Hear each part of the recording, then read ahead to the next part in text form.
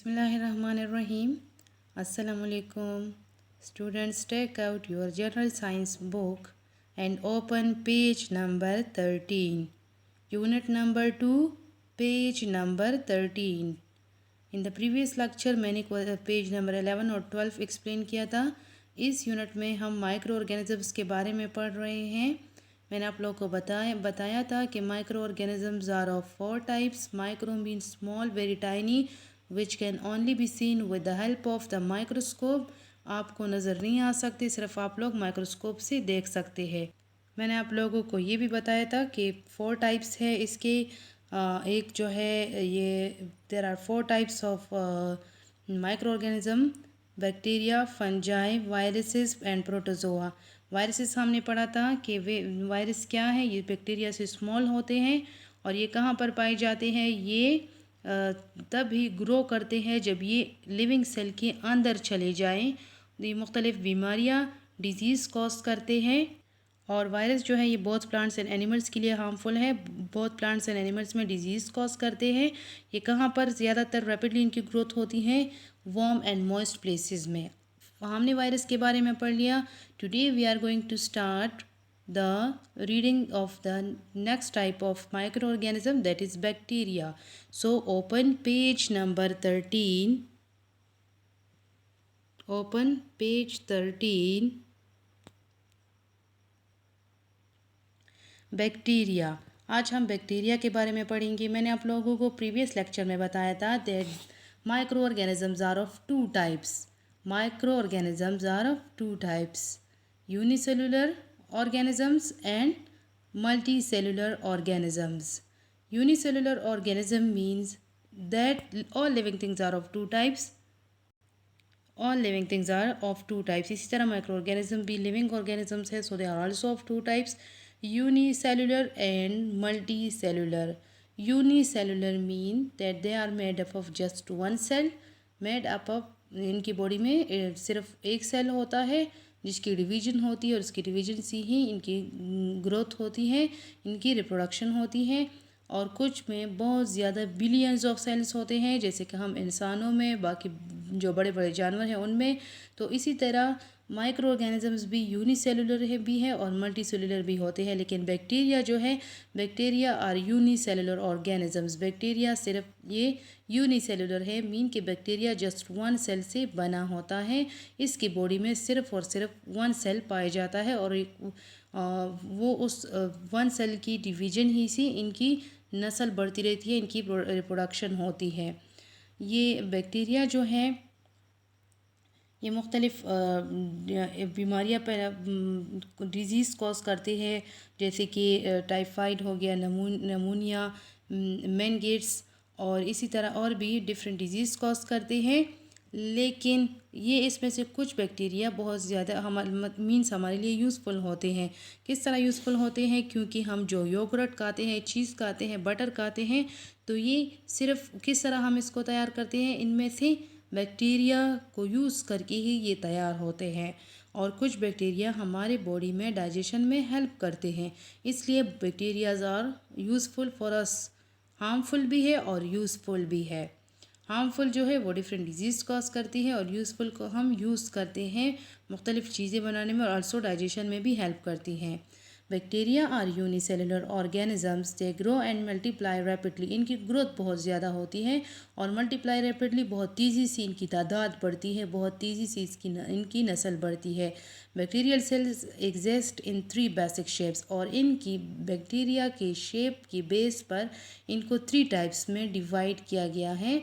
Basic जो 3 types of shapes है bacteria की, वो कौन कौन से हैं? इनमें से कुछ बैक्टीरिया होते हैं रॉड शेप, बेसिलाई. उसको उस शेप को कहा, उस bacteria rod shape bacteria are called bacilli. और जो स्फेरिकल शेप है उनको कहते हैं कॉक्साई. और एक स्पाइरल शेप होते हैं जिनको कहते हैं स्पाइरल बैक्टीरिया या स्पाइरेला. आप लोगों को आपके बुक में इन शेप्स की पिक्चर दी गई है. Diagram is given on the top. 3 types of bacteria. Bacteria की 3 टाइप्स होते हैं, आप लोग देख ली. कॉक्साई जो स्फेरिकल शेप है, this one, these one bacteria spherical shaped bacteria are cocci, rod shaped bacteria are bacilli, cocci, bacilli, and the spiral shaped bacteria they are spirilla या spiral shape bacteria. तो इन शेप्स के base पर bacteria को three basic types में divide किया गया है। Rod shape bacterias are bacilli, spherical shaped are cocci and spiral shaped are spirilla. So bacteria cells जो है, बैक्टीरियल सेल जो है ये थ्री बेसिक शेप्स में इनकी जो सेल्स होते हैं वो थ्री बेसिक शेप्स में होते हैं। और हमें पता है that they are unicellular, they are just made from one cell. तो अगर इनमें रॉड शेप सेल होगा तो it's mean that this bacteria is bacilli. अगर इनमें स्फेरिकल शेप होगा तो it's mean that this are cocci. और अगर इसमें स्पाइरल शेप होगा it's mean that this is spirilla. They can cause illnesses like typhoid,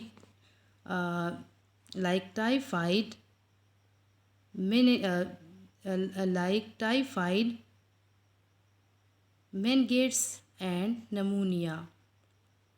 ये मुख्तलिफ़ बीमारियाँ फैलाते हैं जैसे कि टाइफाइड हो गया, मेनिंगिटिस मीन गर्दन तोड़ बुखार जो होता है, गर्दन तोड़ बुखार मेनिंगिटिस ये बीमारी भी बैक्टीरिया कॉज करती है। और नमूनिया क्या होता है? ये लंग्स इन्फ्लेमेशन है। लंग्स इन्फ्लेमेशन मीन फेफड़ों की लंग्स की सोजिश।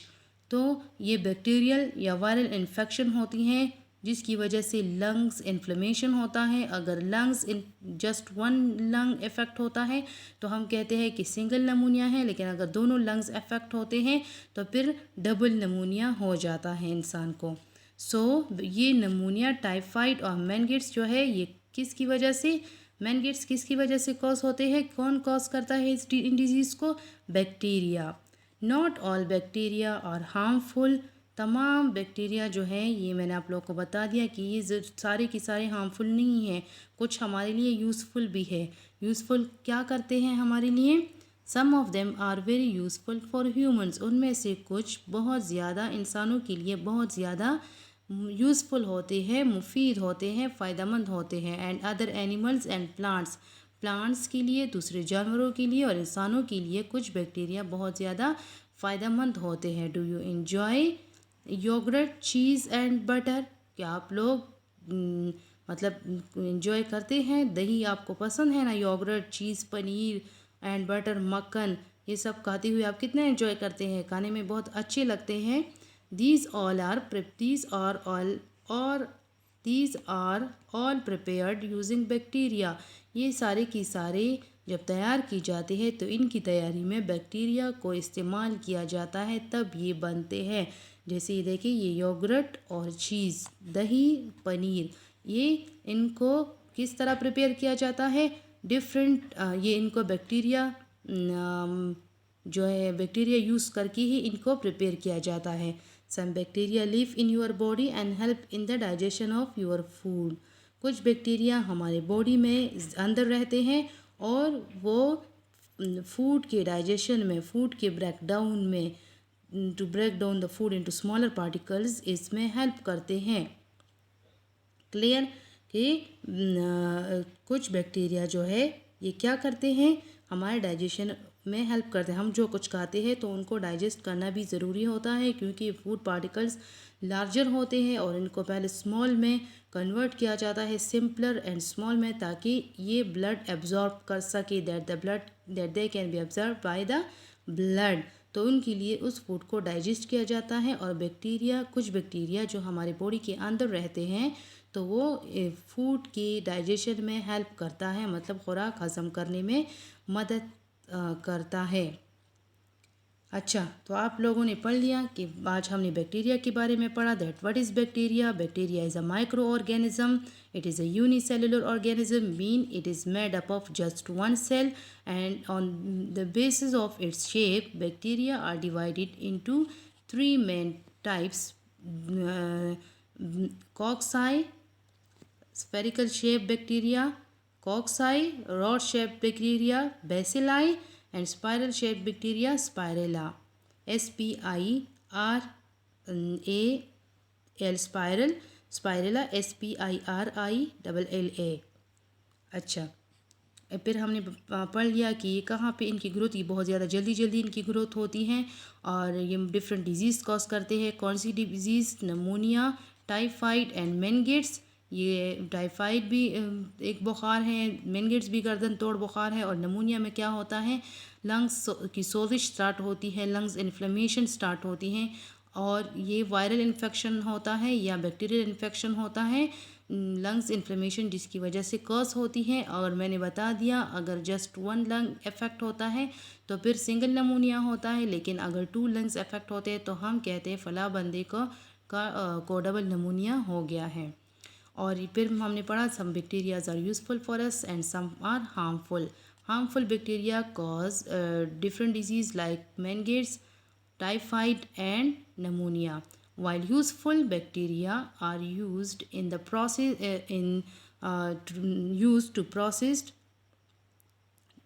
to prepare yogurt, butter and cheese, and some help in the digestion, and they are useful for other animals, for plants and for humans.